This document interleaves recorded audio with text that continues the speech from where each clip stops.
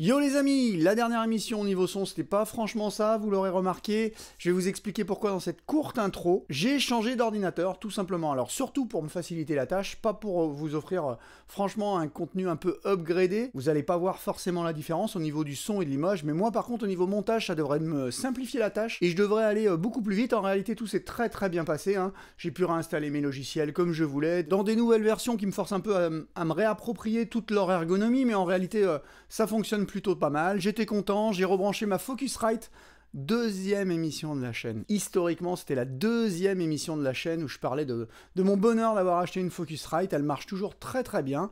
Et j'avais tout rebranché, tout content de moi. Les vues-mètres étaient bons, ça enregistrait bien. J'ai juste oublié de la configurer tout simplement avec le nouvel ordinateur. Résultat, quand j'ai voulu monter l'émission, je me suis rendu compte que le son, c'était pas du tout ça. Et je m'en suis bien sûr rendu compte après avoir tourné 4 émissions. C'est pas trop facile pour moi de dégager du temps, donc des fois je les tourne un petit peu à la chaîne, une ou deux émissions, parfois 3. Cette fois-ci 4, pas de bol. Et donc je me retrouve face à un dilemme, hein, tout simplement, j'ai 3 solutions. Soit je scrape ces émissions, je les oublie, pim, je les efface. J'avoue que j'ai failli, dans un instinct de survie, me dire tu cliques, tu les effaces et puis c'est fini, t'en parles plus, tu risques pas d'avoir envie de les publier. Ça me gênait un peu parce que ce que j'avais dit dans ces émissions, ça me plaisait bien, je trouvais ça pas trop mal. Deuxième solution possible, les tourner à nouveau, les retourner. Mais ça, franchement, c'est quelque chose que je fais pas. En réalité, moi, quand je tourne, quand je sors la caméra, c'est parce que j'ai envie de vous parler de certaines choses.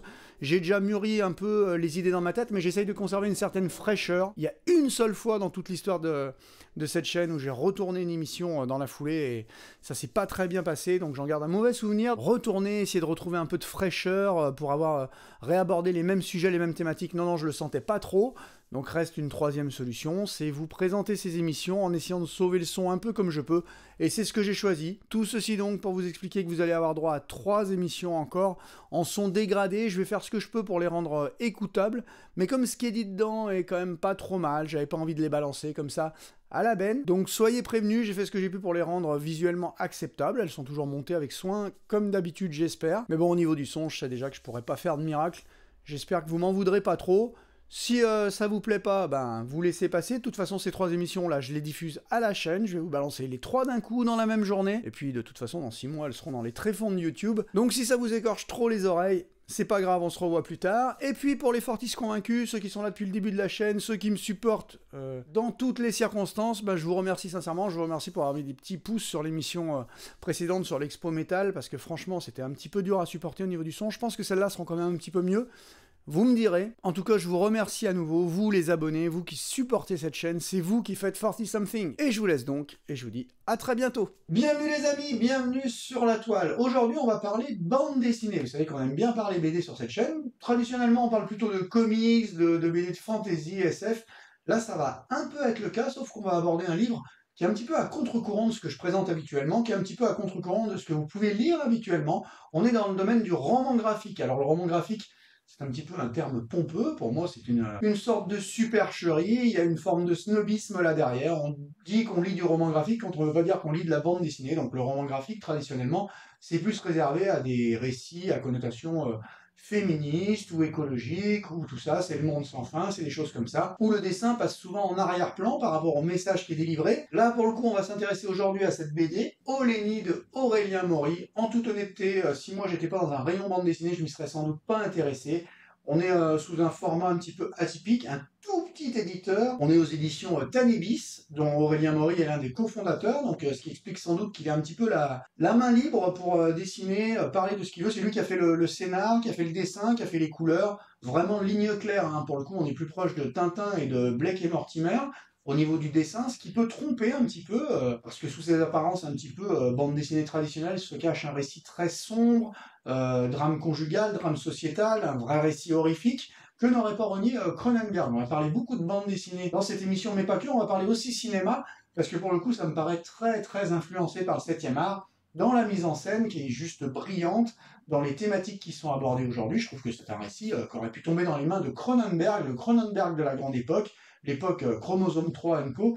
Et franchement, ça l'aurait vraiment fait, cette espèce de fascination pour la chair, pour ce côté un peu morbide, très très sombre. Vraiment, j'ai adoré hein, ce récit, je l'ai trouvé hypnotique, je l'ai lu en une soirée, j'avais feuilleté juste quelques pages, et puis je me suis dit, tiens, ça a l'air d'être pas du tout ce à quoi je m'attendais. Et j'ai pas été déçu, j'espère que dans cette émission, je vous donnerai envie de le lire. De quoi ça parle? Oleni. Alors, Oleni, c'est l'histoire de cette femme, June, qui se retrouve à un moment clé de sa vie, comme nous tous. Alors, en ça, c'est un drame sociétal. June, elle n'est pas fascinée par les réseaux sociaux, elle est plutôt dans un moment de solitude dans sa vie, elle est en couple, mais ça fonctionne moyennement. Enfin, aux yeux de tous, ça fonctionne. Elle est avec son mari, un mari aimant, qui fait passer sa carrière avant elle, donc très carriériste, avec l'envie de gagner de plus en plus d'argent. C'est une BD qui se passe aux États-Unis, hein. Donc il a un poste, il va décrocher un poste, elle va lâcher le sien. Jusqu'alors, elle travaille dans une clinique vétérinaire, elle a une fascination pour la nature, pour les animaux, elle va tout lâcher pour partir avec lui, parce que lui, il est heureux. Tu vas voir, on sera bien, on va pouvoir s'acheter une grande maison, je vais gagner plein de dollars. Donc en fait, elle part avec lui, elle se retrouve dans un suburbs américain, dans une situation qui ne lui convient pas du tout, mais elle se l'avoue presque pas à elle-même. Son compagnon se fait de plus en plus absent. Elle qui croyait arriver dans une belle maison, on vous présente ça de l'intérieur. Alors ça, c'est ultra bien fait au niveau de la mise en scène. On vous présente leur nouvelle maison avec ses grandes baies vitrées. Le mari s'extasie. Quoi, mais ces baies vitrées, elles font au moins 5 mètres de haut. Ouais, c'est génial, sauf qu'ils ont un bout de terrain, et là, vous avez un espèce de plan de plus en plus large. Vous êtes vraiment dans un suburb américain classique. Toutes ces maisons qui se ressemblent les unes aux autres, et elle craque complètement là-dedans. Forcément, ça se sent, ça se voit, surtout quand son mari lui demande pas avant de couler une dalle en béton dans le jardin, dans son jardinet, pour y mettre un barbecue. Bref, elle se sent de plus en plus mal à l'aise. Et un jour, en allant se balader, elle va entendre des petits cris plaintifs, elle va rentrer dans une espèce de bouche d'égout. Là encore, il y a une belle critique sur notre société avec ses apparences magnifiques, ses jardins bien tondus, et puis ces égouts, ces ordures qui sont un petit peu cachés hors de la vue de tous. Et puis là, elle va trouver une créature. On ne sait pas ce que c'est que cette créature, ça ressemble à un vieux crapaud gris, très très bien faite cette créature, une bouche un peu de requin, vraiment une créature spéciale que personne n'aurait envie de recueillir, et pourtant elle va s'amouracher de cette créature littéralement, elle va vouloir la prendre sous son aile, la soigner, un petit peu le syndrome de l'oiseau blessé, vous savez, elle le ramène chez elle et son mari, qui est lui allergique aux chats, aux animaux de toutes sortes. Elle va prendre cette créature sous son aile et essayer de lui redonner un petit peu de vie. Ça, c'est le début de l'histoire. Bien sûr, je vais spoiler un tout petit peu, donc si vous avez envie de vous prendre le récit en pleine face, comme moi je l'ai pris, et de vous faire la surprise, allez en magasin, vous le prenez, vous revenez sur cette émission plus tard. Pour le coup, je vous conseille de juste regarder les quelques premières pages pour savoir à quel type de dessin vous attendre, mais c'est très surprenant. En toute honnêteté, c'est vraiment très surprenant. Bon bref, elle va recueillir cette créature qui, à son contact, va retrouver un petit peu de vie. Et puis finalement, il va y avoir une relation trouble qui va s'établir entre elle et Lenny, c'est le nom qu'elle va donner à cette créature sans espèce identifiée, on ne sait pas trop ce que c'est, jusqu'à une relation qui va flirter carrément avec le vampirisme. C'est un petit peu au cœur du récit, mais il n'y a vraiment pas que ça, puisque la créature se nourrit de sang, elle est extrêmement carnivore, elle qui flirte plutôt avec le côté veggie, vous savez, chili sin carne et compagnie. Là, elle va se retrouver à prendre soin d'une créature qui est ouvertement pas dans le même trip qu'elle, et les thématiques qui sont abordées dans cette bande dessinée sont tout bonnement passionnantes. Les thématiques de la solitude d'abord, parce que cette femme, elle se sent seule, et c'est normal, hein, c'est une critique sociétale, dans le sens où on tire un boulet rouge sur cette société où on a toujours l'impression d'être entouré, on est entouré, ouais, mais des réseaux sociaux, et ça, June, elle s'en fout des réseaux sociaux, on la voit pas une seule seconde s'éclater avec son téléphone ou regarder des vidéos YouTube. Non, non, elle ce qu'elle veut, c'est de la nature, c'est des animaux, c'est respirer, c'est du contact humain. Ouais, nous, on est toujours entouré de contacts en permanence, notre téléphone sonne, vibre en permanence, mais quand est-ce qu'on a vraiment le temps d'aller s'asseoir et de prendre des bières avec les amis? L'essentiel, quoi, la vie, voir des gens en face à face, elle a pas ça, elle s'est détachée de toutes ses racines, elle s'est éloignée de ses parents, elle se retrouve là toute seule. Bien sûr, le récit va prendre une tournure complètement inattendue, parce qu'elle va se laisser littéralement un petit peu dévorer par cette créature qu'on peut considérer comme un parasite, qui est un petit peu un vampire, mais qui en revanche lui apporte de l'amour dont elle avait besoin. C'est très trouble, hein, très trouble. On pense vraiment à des références cinématographiques très fortes. On pense notamment au film Possession de Zulawski avec Adjani, avec cette atmosphère très sombre, très dark. On pense aussi au film de Cronenberg, comme je vous l'ai dit. Moi, j'ai pensé un petit peu à Splice, et puis à un moment, on pense même aux Dents de la Mer pour une toute autre raison. Vous allez voir si vous lisez cette BD. Bref, c'est très référencé. Il y a une mise en scène, ou plutôt une mise en cadre, qui est vraiment brillante. Franchement, en ouvrant la BD, je me suis dit, je vais voir si j'accroche, et puis on est littéralement absorbé. Les traits des personnages sont très expressifs. J'attendais avec impatience le moment où forcément cette espèce de parasite allait peser sur la vie de l'héroïne, et c'est ce qui se passe quand même à un moment. Et là, pour le coup, on voit vraiment qu'elle commence à avoir un aspect un peu plus fatigué, on va dire, et Aurélien Maury est en contrôle totale de son histoire. Je pense que le fait d'être sur ce tout petit éditeur, je trouve ça mais extrêmement courageux d'ailleurs, hein. Il y a des initiatives qu'il faut aujourd'hui supporter, qu'il faut encourager. Et là, c'en est une clairement parce qu'on n'est pas chez un grand éditeur et que pour le coup, ben, on fait un peu ce qu'on veut. Je ne sais pas comment on peut marketer un livre comme ça aujourd'hui, à part essayer de le mettre en avant dans des librairies, mais c'est pas évident. C'est un récit qui s'adressera aux gens qui aiment la bande dessinée et le comics. On est en ligne claire, ça a déjà été fait de faire de la ligne claire sur de l'horreur. On pense à Charles Burns. Il n'y a pas que lui, hein, mais on pense notamment à Charles Burns. Moi, d'habitude, j'accroche moyennement. Pour le coup, je préfère des choses comme Nice House on the Lake ou des choses comme ça, qui sont un petit peu plus référencées fantastiques. Je préfère le trait du comics américain, mais là, pour le coup, ça fonctionne vraiment bien. En plus, il y a 10 idées à la minute, ça n'arrête pas, quoi. Je veux dire, le récit ne vous emmènera jamais où vous pensez aller. Il y a une histoire de relation presque symbiotique entre cette femme et son parasite, un petit peu, parce que lui, il lui apporte en quelque sorte des roches d'endorphine, ou je sais pas trop, un peu. On peut y voir une allégorie sur la drogue aussi. Donc il y a beaucoup, beaucoup de choses dans ce récit qui ne va vraiment pas là où vous voulez qu'il aille, forcément. Et pour le coup, j'ai quand même trouvé la conclusion très belle. J'en parlerai pas ici, mais je l'ai trouvé simple, efficace et très poétique. On voit comment les choses ont du mal à changer dans l'esprit de certaines personnes, comme quoi les leçons ne suffisent pas à tout le monde.